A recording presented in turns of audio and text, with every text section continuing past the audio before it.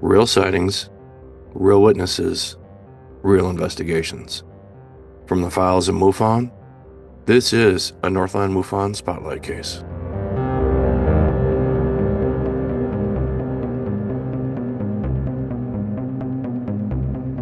Minnesota, 1937. A 12-year-old boy walks out onto a quiet pasture just before sunset, tasked with bringing the cattle back home.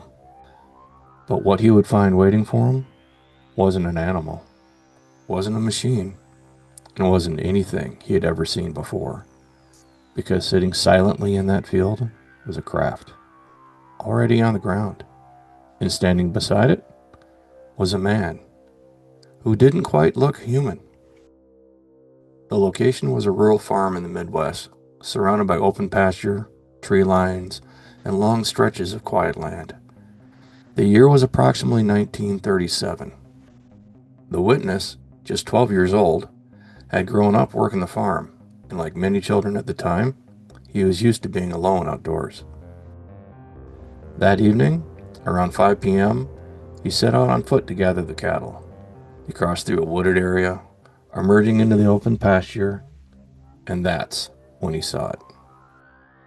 Sitting in the field, near a fence line that ran north to south, was a perfectly round object, roughly 10 feet across, rising up in a smooth curve, kind of like a flattened dome. No wings, no propellers, no visible engine, just sitting there, silent. But he wasn't alone, because walking around outside of that craft, as if inspecting it, was a man. The boy approached, but not in fear, in curiosity. He had grown up around machines, around aircraft, and what he was looking at made no sense. So he did what any farm kid might do. He asked a simple question. "What are you doing here?" The man responded, and they spoke. But decades later, the witness could no longer remember what was said. And that wasn't the strangest part. Up close, the figure looked human, but something was off. His face was thin, his nose sharp, his features aged, like an old man. He wore a light-colored uniform with unusual trousers that billowed at the thighs and tightened below the knee. Leather boots, no hat, light hair, and behind him, the craft. Its surface, smooth. It was light in color, almost metallic. Around its edge, what appeared to be windows, and inside, a single chair, mounted directly to the floor. No visible controls, no instruments, nothing recognizable at all. The boy studied it carefully. He even asked the man how something like this could land in such a small space, without wings, without propellers, and without anything that should have made it fly.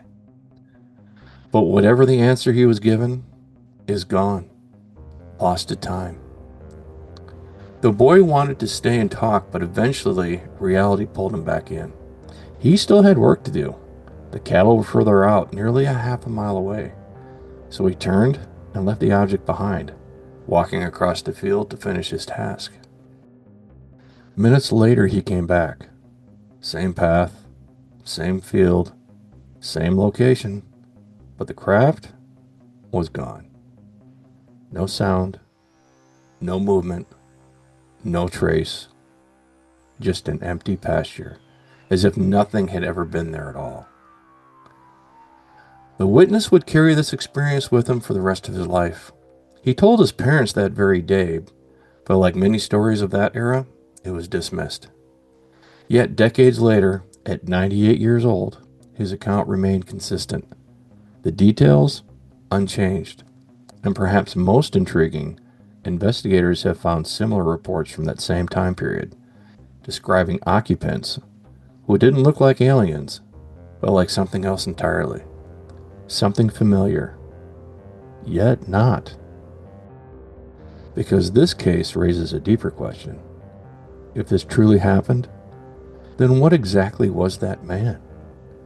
And how many others might have seen the same thing, long before UFOs were ever a part of the conversation? A quiet farm, a silent craft, a conversation that can no longer be remembered, and a figure, described not as a creature, but as an old man, standing alone in a field in 1937.